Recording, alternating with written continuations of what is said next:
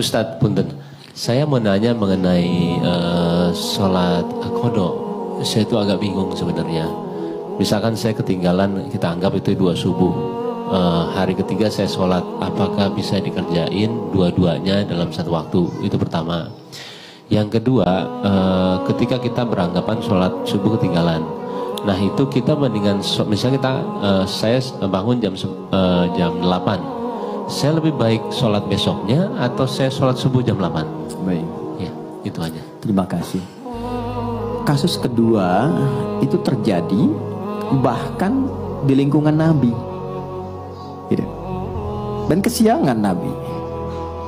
Ya, tapi hikmahnya kata para ulama, mudah bagi Allah menjadikan Nabi tepat pada waktu dia bangun dan sholat. Tapi ditetapkan, diizinkan oleh Allah siang itu bangun untuk menjadi petunjuk bagi umatnya yang kesiangan bangunnya.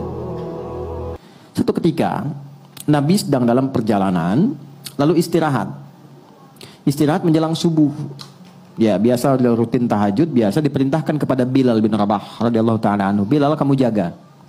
Kata Bilal, ya Rasulullah, saya ikut tidur aja, nanti saya bangun pas subuh azan.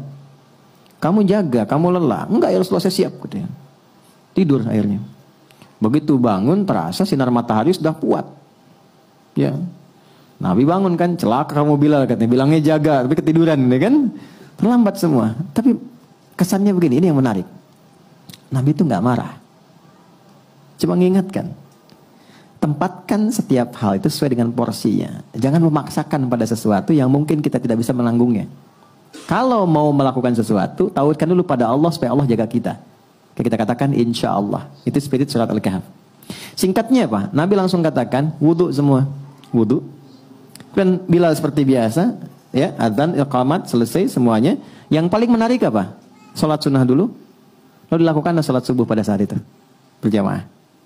Itu adalah jawaban terbaik yang memberikan cara. Komentar ulama hadis ketika melihat hadis itu, ini sebetulnya hikmah yang Allah berikan kepada umat Nabi Muhammad ketika mereka kesiangan dalam bangun tidurnya sehingga terlewatlah subuh tidak pada waktunya.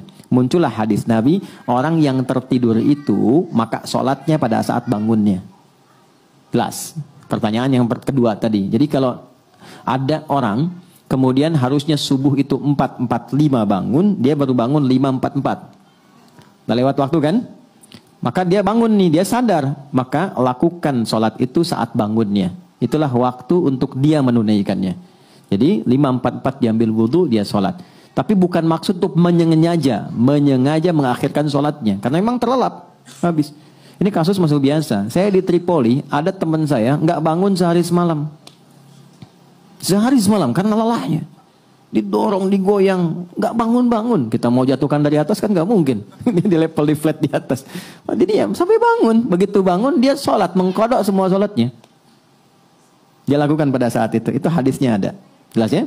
Jadi bagian pertanyaan kedua dulu. Jadi kalau tertidur, bangun, sudah lewat waktu, maka dilakukan itu bukan besoknya. Saat bangunnya, di situ dia lakukan sholatnya. Sekalipun dia bangun di waktu zuhur misalnya. Maka dia sholat subuh dulu untuk mengganti yang sebelumnya, baru masuk ke zuhur. Jelas?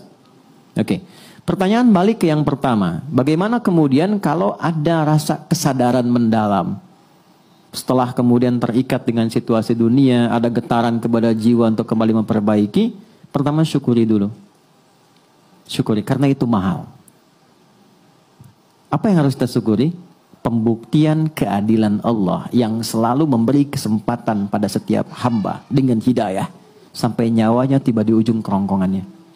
Jadi nggak ada satupun hamba yang hidup yang nggak dapat hidayah, itu nggak ada. Yang ada itu yang sudah diberi dia nggak ngambil. Anda tahu Fir'aun kan?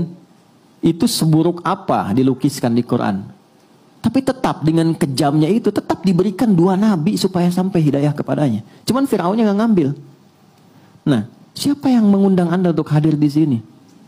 Anda bisa punya pilihan, Anda punya pekerjaan yang lain, aktivitas, bisa mungkin lakukan ini dan itu. Tapi siapa yang bisa menggerakkan hati Anda? Mas Bae mungkin telepon, Mbak Paula mungkin ngabarkan. Tapi kalau hati Anda tidak pas untuk di situ, nggak mungkin Anda datang. Kalau bukan Allah tanamkan itu, nggak mungkin kita ada di sini. Itu gambarannya. Anda pengen pulang lewat jalan, kok bisa lewatnya itu di depan masjid. Saat orang-orang ke masjid, mudah bagi Anda mengambil jalan lain. Yang paling ekstrim Anda buka YouTube, kok yang keluar ceramah? Padahal saya pengen nonton A dan B, kok bisa itu yang keluar? Itu yang dimaksud Quran surah ke-29 di ayat yang terakhir, ayat 69. Walladzina jahadu fina lanahdiyannahum subulana. Orang-orang yang ketika mendapat percikan hidayah dalam dirinya dan dia ambil itu, Allah akan bimbing dia ke jalan berikutnya yang lebih cepat. Dan bukan sekedar dibimbing, ini saya penting terangkan ini dulu. Itu cinta Allah diturunkan. Jadi Allah itu paling cinta. Kalau ada hamba salah yang sadar dari kesalahannya, lantas dia meniti jalan kesolehan untuk bisa menutup salahnya, itu langsung turun ayat Quran surah kedua ayat 222. Innallaha yuhibbut tawwabin. Allah sangat cinta jika ada hamba yang belajar dari salah untuk menjadi soleh. Disinilah muncul kalimat bijak dari ulama. Allah lebih mencintai orang salah, ya, pelaku maksiat yang gemar bertobat dibandingkan orang soleh yang tidak pernah merasa salah. Nah, maka di titik itu penting kita menata. Apa nih salahnya? Tadi sholat. Oke, kita merasa sholat banyak tertinggal. Sekarang pengen kembali, pengen ditutup. Bagaimana caranya? Ulama ngasih solusi. Maka dikiaskan, dianalogikan dengan orang tidur tadi. Tapi udah panjang, walaupun bukan Ashabul Kahfi. Maka bagaimana caranya? Dekatkan pada waktu-waktunya. Ini rumusnya, nomor telepon menuju kepada Allah 24434. Subuh, duhur, asar, maghrib, isya. Oke? Saya nggak tahu udah terlewat berapa lama dulu. Sulit menghitungnya. Gampangnya gini, subuh, begitu sudah dikerjakan, niatkan qadha, berikutnya sholat lagi, niatkan untuk yang sebelumnya. Jelas? Dekatkan dengan waktunya. Itu pertanyaan yang pertama tadi. Sholat dulu sesuai dengan waktu 2 rakaat. Setelah itu, bangkit sholat lagi 2 rakaat untuk nutup yang sebelumnya. Dah. Zuhur 4 rakaat, sholat. Setelah itu, dekatkan untuk nutup yang sebelumnya. Jelas? Baik. Kapan ini dikerjakan? Sederhananya yang gampang.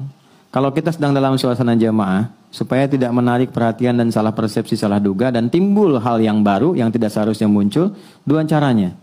1, ketika adzan berkumandang kan ada space sholat sunnah kan? Kerjakan sholat sunnahnya, yang pertamanya kerjakan, kemudian di situ kita bisa niatkan untuk menutup yang sebelumnya, baru ikut jamaah. Atau ikut jamaah di sini, ketika pulang dari rumah sholat lagi untuk tutup yang sebelumnya. Dan orang rumah, kalau Anda salah satu di rumah yang mengerjakan itu, dan dia memang menjelaskan untuk menutup yang lama, banggalah.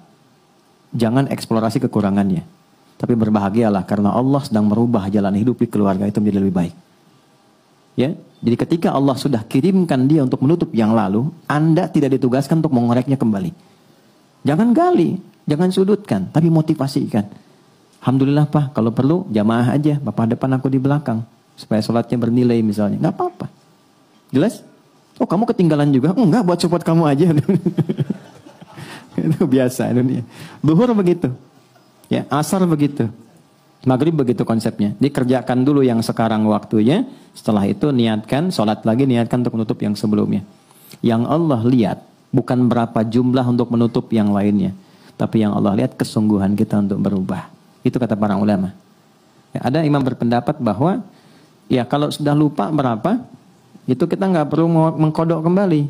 Cukup perbanyak amal soleh yang beriringan dengan itu. Misalnya sholat sunnahnya, kalau di harta tambah sedekahnya, malam tahajudnya. Itu pendapat saja. Tapi Imam Syafi'i dan beberapa yang lain untuk memudahkan, silahkan niatkan qadha. Karena prinsip jawabannya itu sama, menunjukkan kesungguhan untuk berubah. Itu poinnya. Jelas ya?